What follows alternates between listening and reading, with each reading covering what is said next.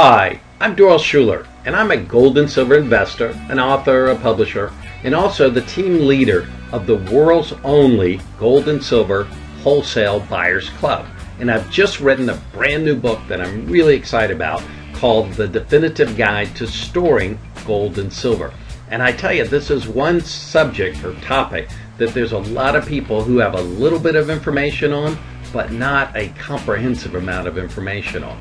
One of the things I talk about is why it's important to have your own personal private stash. And what I mean by that is have some physical gold and silver at hand that you can get to it. So let's say we wake up one morning and the world as we know it has turned upside down, and let's just say worst case scenario, the currency has crashed, the dollar's crashed, and everything is just crazy.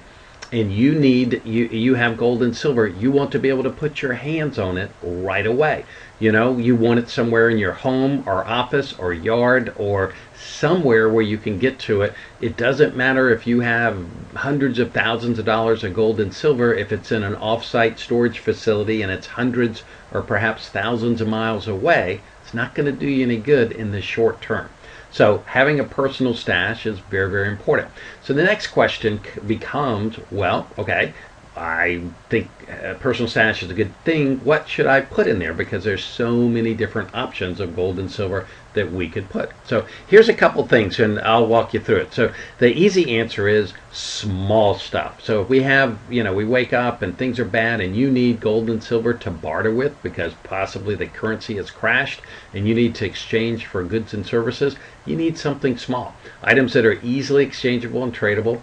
And some people are big on having the 90% U.S. silver coins. These are the coins, the dimes, the quarters, and the half dollars that were minted before 1964, and they are 90% silver. These bags of coins, they're also U.S.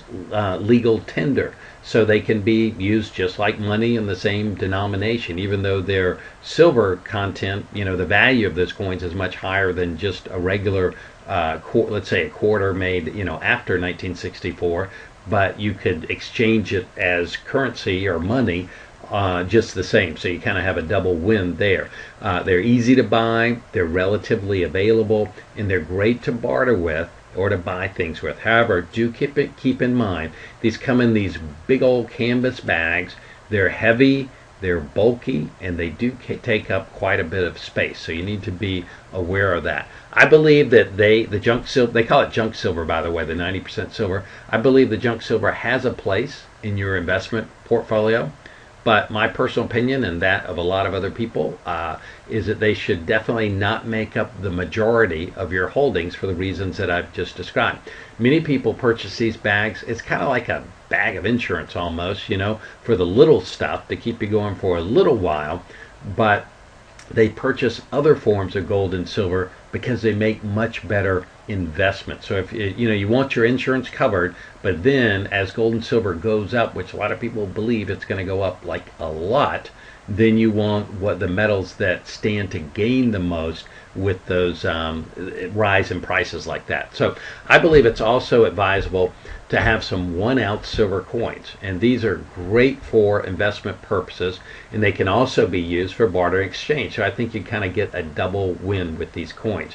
Keep in mind that during times of crisis, it's possible that the gold and silver prices could shoot through the roof, and who knows how much gold and silver could be worth at that time. And on this slide here is the United States Silver Eagle coin and the Canadian Maple Leaf silver. These are both 1 ounce coins minted by the respective governments.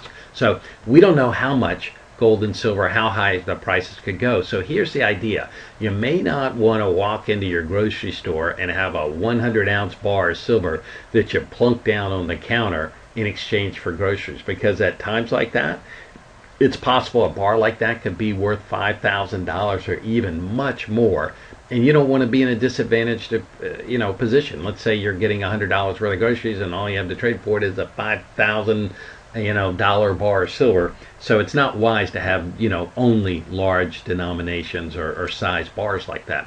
Another thought on this is for items in your personal stash. is you may want to have some very recognizable metals for situations like that. Name brand coins such as the silver American Eagle coins, or the gold and silver and gold American Eagle coins as well, or the gold and silver Canadian maple leafs. And I think these are excellent choices for that.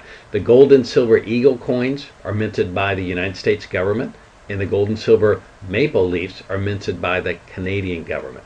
They're both legal tender in their respective countries for those governments, and they're recognized and accepted all over the planet. So there's lots and lots and lots of coins from all kinds of countries all over the world, and many of them are very good, but I'm just telling you that these two coins for the United States and Canada are excellent choices that are very respected and very accepted coins anywhere you can go, just about anywhere in the world. And you always have the option of buying generic rounds for slightly lower premium or margin above spot. So if you have a generic silver or gold round, and these coins are minted by private mints, and they're not backed by a government, and they're not legal tender, if you have those coins, it's possible. No one knows how things may develop and what the future holds for any of us, but it may find it more challenging to get people to recognize and accept these generic coins. In normal times, the generic rounds, they should be just fine. But in a worst case scenario, it may be best to stick to the name brand coins that are instantly recognizable and accepted, because if you get a coin like this and you go in and you put it on somebody's counter, they look at it, they don't recognize it, they don't know, and when in doubt, the easiest answer is no. But if you put a silver American Eagle coin, everybody knows what that is, it's backed by the U.S. government. It just, to me, my personal opinion, it's worth the slightly higher margin to pay as kind of like an insurance premium. It's much more worth it to me to go with the name brand coins than the generic rounds. So, and you may also choose to have some silver and gold bars on hand as well. And if you do, I encourage you to stick to the lower weight bars, like 1 ounce, 5 ounce, 10 ounce, that kind of thing. You can get them in almost any size that you want to. And you can buy generic gold and silver bars, and you can buy the name brand ones that are recognized by producers like Engelhart, Johnson Matthey, and Credit Suisse are some of the most recognized name brand bars that you can get anywhere. And again, you can walk into anywhere and put them down, and just about anybody recognizes them the world around. So the name brand bars, they do cost a little bit more premium. Sometimes I tell people this is like getting maybe a polo shirt compared to a no-name shirt. You pay a little bit more for the name and the brand, but it also, many times in normal market conditions, you get that premium for the name back when you sell it. That margin stays with it, so you recoup it when you sell.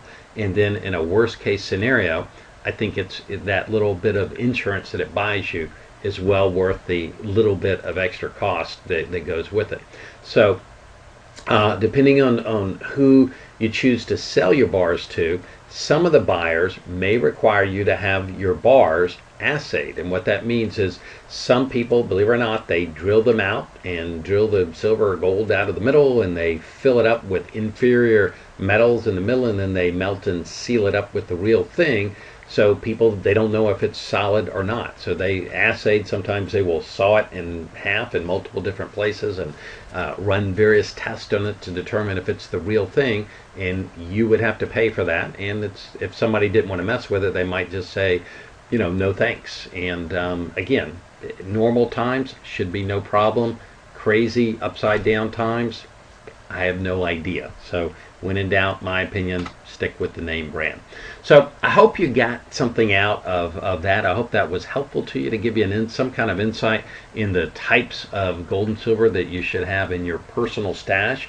And in my book, The Definitive Guide, you will find lots of other ways to, all right, so you get your stash and you figure out, I need to have a stash. 2, I know what I want to put in my personal stash. And 3, what do you do with the stash? Where do you put the stash? What are the options? Where should I put it? What's safe? What's safe for me? What's safe for my metals? So you will find a ton of information in my new book. And it starts with the simple, easy, quick methods. That some of the methods are totally free, and for people who have only small quantities of gold and silver, and it ramps on up to storage options that go all the way up to people with substantial quantities of gold and silver, and gives insights and information on creating a global diversified storage plan, which is really cool. And I've created a website, buysilveratcost.com/videos. And on that site, I've taken some of the videos that I've created from some of the chapters in the book, and I've placed them on the site for your viewing totally free. Not all the chapters are on videos, but some of them are, and you can go there and watch some of them and learn some more information on storing gold and silver. Also, if you'd like to pick up a copy of my brand new book on Amazon, you can hop over there and pick it up. There's the link at the bottom will take you right there, or you can just go to Amazon and type in the name of the book and it'll come right up. Or below this video, there's a hyperlink to Amazon. You can click that and that will take you there as well. Let me give you one word of caution, okay? As I mentioned before, storing gold and silver is serious business. If you do it correctly, everything is good. Life is good, and you can sleep well knowing that you're safe and protected, and you've got your gold and silver, and you know where it is, and you know nobody's going to get it, and nobody's going to get you because you have it. On the other hand, if you just make one mistake with this, it can be devastating. I mean, it can be where you could lose everything you have overnight, and worst case, you know, you could lose your life. This is serious stuff. And some people, if you lost all of your metals, they wouldn't be able to recover from that. So I personally believe this is a ridiculously low price, and for that amount of money to get, you know, any kind of information that would be helpful to you in doing this is just a complete no-brainer. By the way, I only published this book a couple weeks ago, and I will be raising the price. So if you intend to get it, you may want to get it sooner than later before the price goes up. So encourage you to do that. Here's the thing, like I said, if you just get one good idea from this book, it can be huge. It can make the difference between success or failure with your gold and silver storage options. So that's why knowledge is everything. And if you get one idea, it's a good thing. So what are some of the options to do next? Number one, you can, this right what you see here in the gray is similar, not totally exact, but similar to what you see down below the video. And that first link with the red arrow on the left that's pointing to, that's the link to the Amazon, where you can click that to go buy the book if you wish. Or if you'd like to get more information, you can click the arrow on the right, the red arrow that's pointing to that link. You can click that link, and that will take you to my personal blog site, which is jam-packed with tons of information, more information about the book, and lots of information on gold and silver. I encourage you to check that out. And the link at the bottom, or the website, buysilveratcost.com/videos, is where you can go to check out some of these other videos on the site. So I want to thank you so much for watching this video. I hope you found it helpful and informative. And I want to wish you great luck and success with your gold and silver investing. This is Doyle Schuler. Thank you so much. And I look forward to hopefully crossing paths with you sometime in the future. All the best.